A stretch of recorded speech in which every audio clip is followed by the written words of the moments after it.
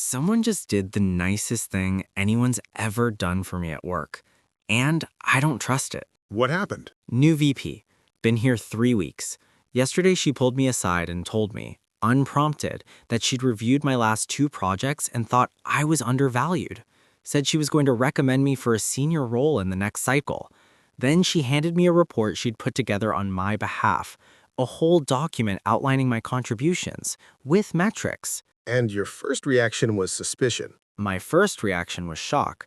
My second reaction was this warm, melting gratitude, like finally someone sees me. And then, about an hour later, my third reaction kicked in. Wait, why? Why would someone who's known me for 3 weeks do this? What does she want? Which reaction do you think is correct? That's what I can't figure out. Either she's genuinely a great leader who notices talent, or she's buying something and I haven't seen the price tag yet. What if it's both? Both? What if she genuinely believes you're undervalued, and she's also positioning you to be loyal to her before anyone else can claim you? What if the document is real and the motive is strategic? People always want this to be binary. Either someone is sincere or they're manipulating you. But the most effective people in the world live in the overlap. They do genuinely kind things for reasons that also serve them. That's a hard space to occupy, because if it's genuine, I should be grateful, and if it's strategic, I should be careful. But if it's both, what am I supposed to feel? You're supposed to feel exactly what you're feeling, grateful and alert, at the same time. That's not paranoia, that's wisdom. Because here's the truth about selective honesty and generosity. When someone gives you something real, something that costs them effort, something that actually helps you, your defenses come down. Not partially, completely. The brain processes genuine generosity the same way it processes safety. It says, this person is not a threat. And once that signal fires, you stop scrutinizing their motives. You stop looking for the angle. You relax. And a relaxed person is an open person. And an open person is a vulnerable person. Not necessarily vulnerable, but available. Available to be influenced, directed, aligned. Your new VP didn't just do you a favor. She created a debt, not a financial one, an emotional one. And emotional debts are the most powerful debts in the world because they don't come with paperwork. There's no contract, there's no due date. There's just this feeling in your chest that says, she went to bat for me. I owe her something. And that feeling will influence every decision you make about her for months, maybe years. That's manipulation. Is it? She actually helped you. The document is real. The recommendation might genuinely change your career. If she'd done nothing, if she'd just let you sit there undervalued, would that be more ethical? The act itself is good. The fact that it also serves her doesn't make the act bad. It makes it strategic. And strategy isn't the opposite of sincerity. It's sincerity with architecture. Sincerity with architecture. That's a phrase I'm going to be thinking about for a while. Think about it this way. Every relationship you've ever valued started with someone doing something that made you lower your guard. A friend who remembered a small detail about your life. A mentor who made time when they didn't have to. A partner who was honest about something vulnerable before you expected it. Those moments weren't calculated in the way we think of calculation, but they were selective. Nobody shows you everything at once. People choose which truth to share, which kindness to offer, and when to offer it. The timing and selection are what make it powerful, and the fact that it's selective doesn't make it false. Okay, but there's a line. There's a difference between someone who's genuinely generous and also smart about it, and someone who weaponizes generosity to control people. Absolutely. And the line is in the follow-up. Watch what happens after the generous act. Does she continue to support you with no strings? Does she give you space to make your own choices? Or does the favor come with an invoice, subtle requests, shifted loyalties, an expectation that you'll side with her in a political moment? The gift itself tells you nothing about the giver. The pattern after the gift tells you everything. So I just watch and wait. You watch, you wait, and you don't let the warmth of the gesture override your judgment. Accept the help, be genuinely grateful, but keep your eyes open, because the most disarming thing in the world is a real favor, not a fake one, a real one. A fake favor is easy to see through. A real one, though? That's almost impossible to resist. And the people who understand this, who use genuine honesty and genuine generosity as strategic tools, they're operating at a level most people never detect. Give me a historical example, someone who mastered this. Count Lustig, Victor Lustig, Early 20th century, one of the most sophisticated con artists who ever lived. And his method wasn't lies, it was honesty. A con artist who used honesty? That was his genius. Lustig once approached Mark, a wealthy banker, with a proposition.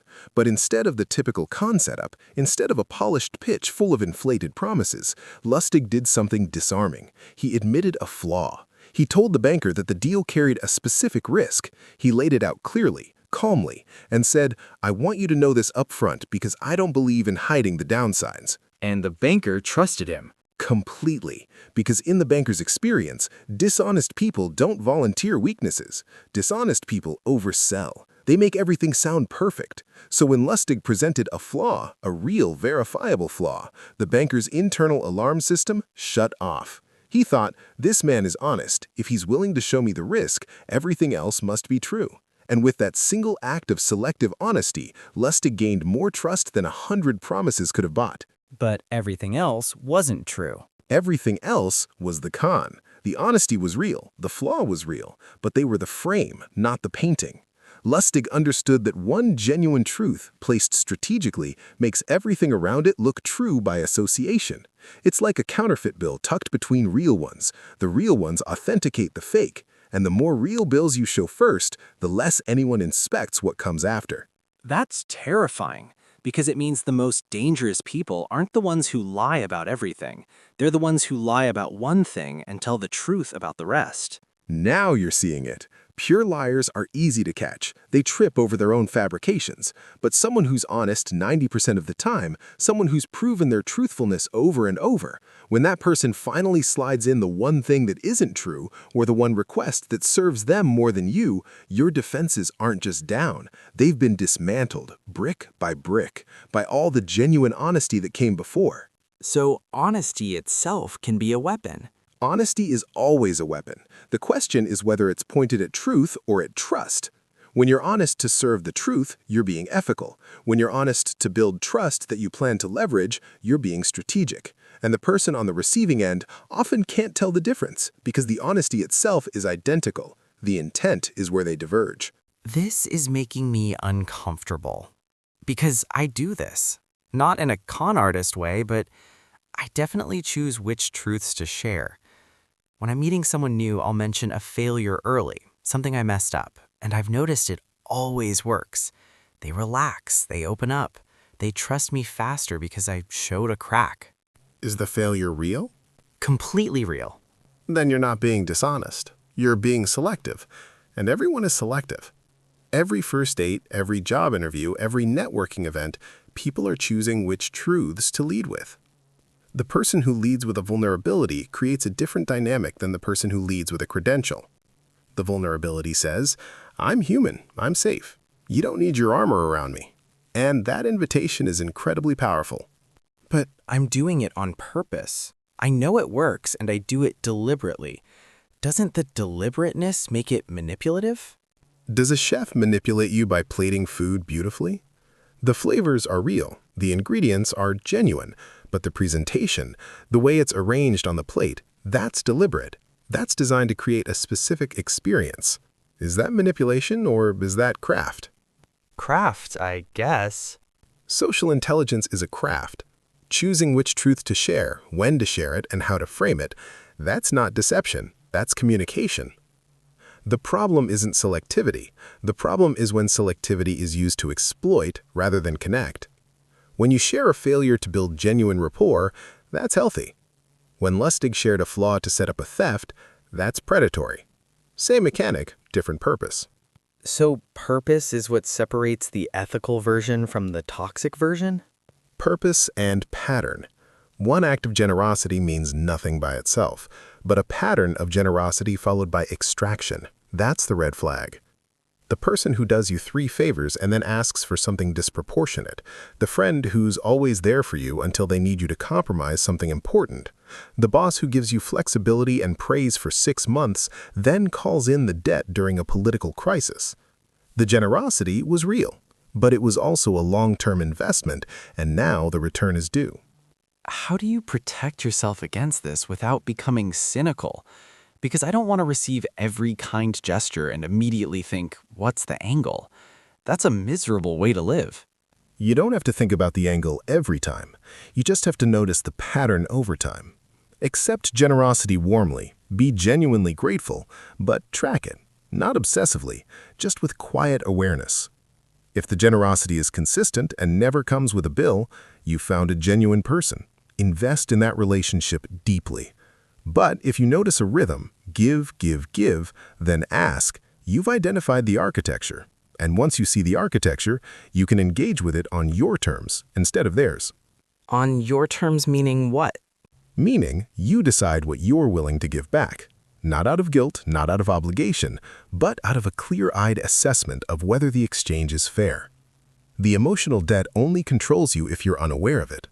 Once you see it, once you name it, you can choose how to respond. You can say, "She helped me, and I'm grateful, and I'll support her when it makes sense," but not blindly, not at any cost. That takes a lot of self-awareness. It takes more self-awareness than most people exercise.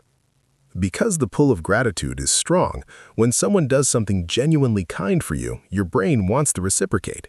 That's not weakness, that's a deeply human impulse. Reciprocity is what holds societies together. But unchecked reciprocity, the kind where you feel obligated to return every favor regardless of context, that's where people get used. The person who understands selective generosity is counting on that impulse. They're counting on the fact that most people can't separate "I'm grateful" from "I owe them whatever they ask." I think about my VP again. What she did was real. It helped me. But if I'm honest with myself, I can already feel the shift.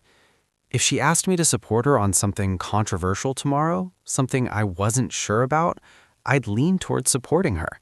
Not because of the merits, because of the document, because of how it felt to be seen. And that awareness right there is your protection. You're feeling the pull and naming it at the same time. Most people only feel the pull, they never name it, and they end up standing in someone else's corner without ever deciding to be there. You know what really gets me? The best version of this isn't even about manipulation. It's just about being a good person strategically. Like, you can genuinely help people, genuinely be honest, genuinely be generous, and also be aware that those actions create influence. And there's nothing wrong with that. The wrong part only starts when you do it to take something the other person wouldn't freely give. That's the cleanest way I've heard anyone put it. So, my VP, I'll let her help me. I'll be grateful, but I'll keep my eyes open.